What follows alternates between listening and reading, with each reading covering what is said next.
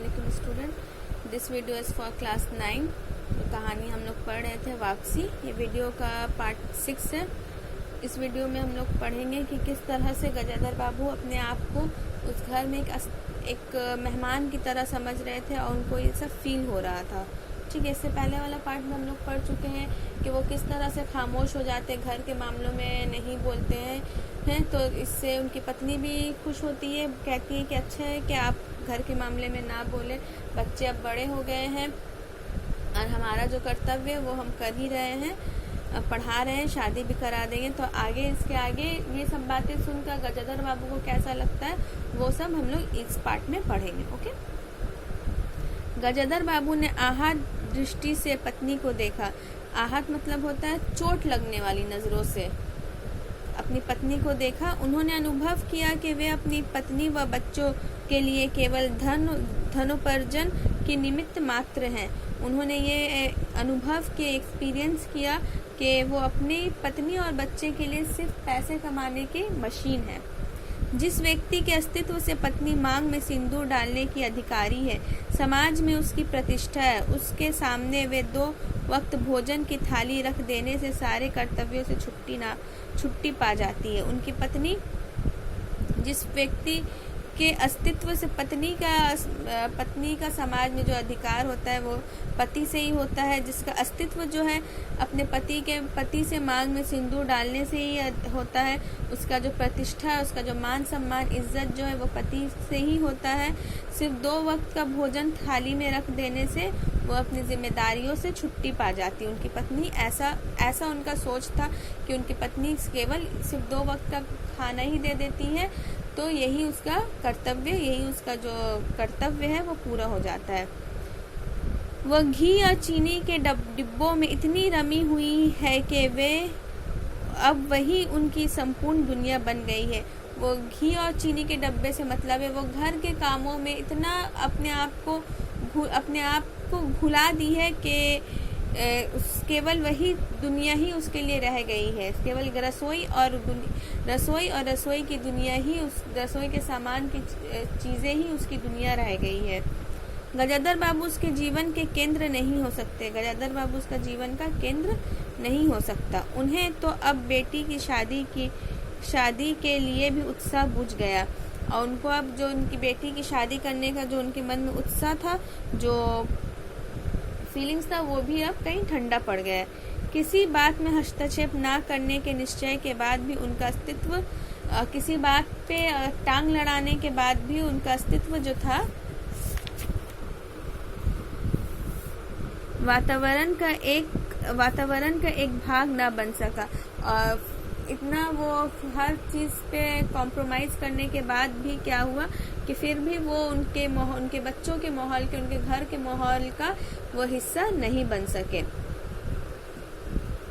उनकी उपस्थिति उस घर में ऐसी असंगत लगने लगी थी जैसे सजी हुई बैठक में उनकी चारपाई थी, और उनकी उपस्थिति जो उनका प्रेजेंस जो था वो इस तरह से लगने लगा था जैसे घर पे जैसे बैठक में उनका चारपाई जो था वो अच्छा नहीं लग रहा था।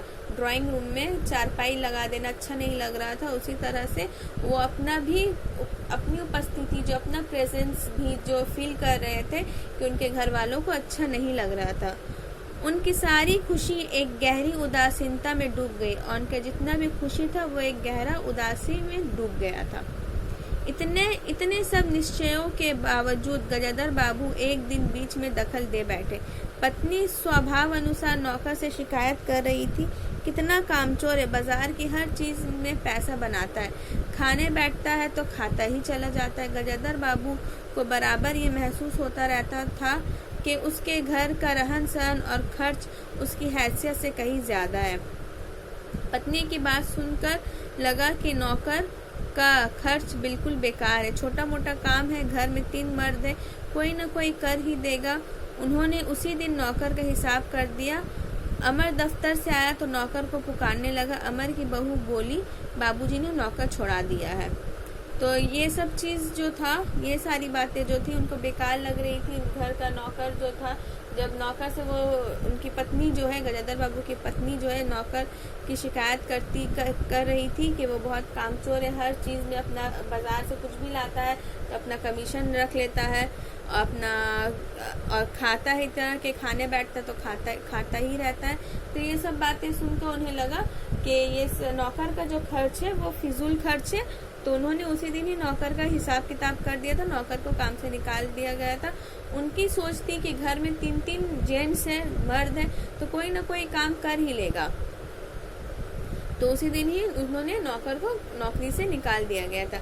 और जब अमर दफ्तर से आता है, नौकर को पुकारने लगता है, तब अमर की पत्नी कहती है बाबूजी ने नौकर को छोड़ा दिया, मतलब नौकर को हटा दिया है नौकरी से। क्यों? कहते हैं खर्च बहुत है। तो पूछता है क्यों? तो उसकी पत्नी कहती है कि उनका मानना है कि खर्च बहुत है।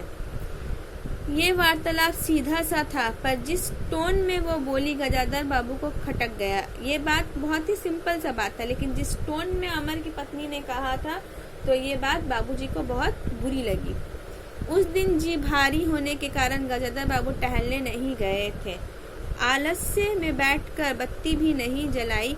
इस बात से बेखबर नरेंद्र माँ से कहने लगा, अम्मा तुम बाबूजी से कहती क्यों नहीं, बैठे बिठाए कुछ तो नौकर ही छोड़ा दिया। तो एक दिन क्या हुआ, वो घर पे ही बैठे थे, आलस के कारण वे टहलने नहीं गए थे और आलस के कारण वो उठकर बत्ती भी नहीं जलाए थे। तो ये बात का किसी को पता नहीं था कि बाबूजी घर पर हैं। तो नरेंद्र जो है अपनी माँ से कहने लगा कि तुम बाबूजी से कुछ कहती क्यों नहीं, बैठे बिठाए ही उन्होंने नौकर को छोड़ा दिया है। अगर बाबूजी ये समझे कि मैं साइकिल पर गेहूं रख आटा पिसाने जाऊंगा तो मुझसे ये नहीं होगा। वो कहने लगा कि अगर बाबूजी को ऐसा लग रहा है कि मैं साइकिल पे गेहूं रख आटा पिसाने ले जाऊंगा तो ये काम हम नहीं करेंगे। हाँ अम्मा, बसंती का स्वर था, मैं कॉलेज भी जाऊं और लौट कर घर में झाड़ू भी लगाऊं, ये मेरे बस की बात नहीं है। तो वो कहने लगी कि हाँ अम्मा, बसंती बोलती है बीच में कि मैं कॉलेज भी जाऊंगी और घर आकर झाड़ू पोछा भी करूंगी, ये काम मुझसे नहीं होगा। बूढ़े आदमी हैं, अमर भुनभुनाया, चुपचाप पड़े रहे, हर चीज में दखल क्यों देते हैं। पत्नी ने बड़े व्यंग से कहा, कुछ और नहीं सूझा तो तुम्हारी बहू को चौके में भेज दिया। वो गई तो 15 दिन का राशन 5 दिन में बनाकर रख दिया। तो अमर भी भिनभिना कर कहता है कि बूढ़े आदमी चुपचाप पड़े क्यों नहीं रहते, हर चीज़ में दखल क्यों देते हैं। पत्नी ने भी उस समय बड़े ही व्यंग से कह दिया कि और कुछ उनको नहीं सूझा तो तुम्हारी पत्नी को ही ताना मार दिया। उनकी पत्नी, गजाधर बाबू की पत्नी ने ताना मार दिया कि तुम्हारी पत्नी को रसोई करने भेज दिया। वो गई तो 15 दिन का राशन को 5 दिन में बना के रख दिया। बहू कुछ कहे इससे पहले वे चौके में घुस गई। कुछ देर में अपनी कोठरी में आई और बिजली जलाया तो गजाधर बाबू को लेटा देख सिटपिटाई। गजाधर बाबू की मुख मुद्रा से वे उनके भावों का अनुमान न लगा सकी। वो चुप आंखें बंद किए लेटे हुए थे।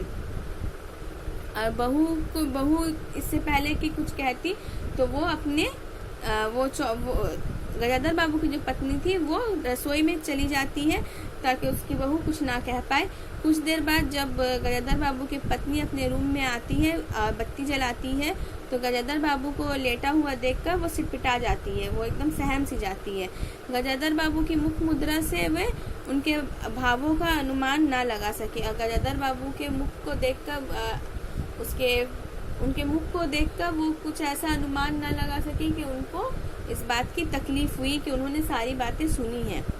वह चुप आंखें बंद किए लेटे रहे और वे गजाधर बाबू भी जो थे चुपचाप आंखें बंद किए हुए लेटे रहे। उन्होंने कुछ ना कहा ना कुछ बोला और उनकी पत्नी ने भी इस बात का अंदाज़ा नहीं लगाया कि शायद उन्होंने सारी बातें सुनी हैं या उनको बुरा लगा है।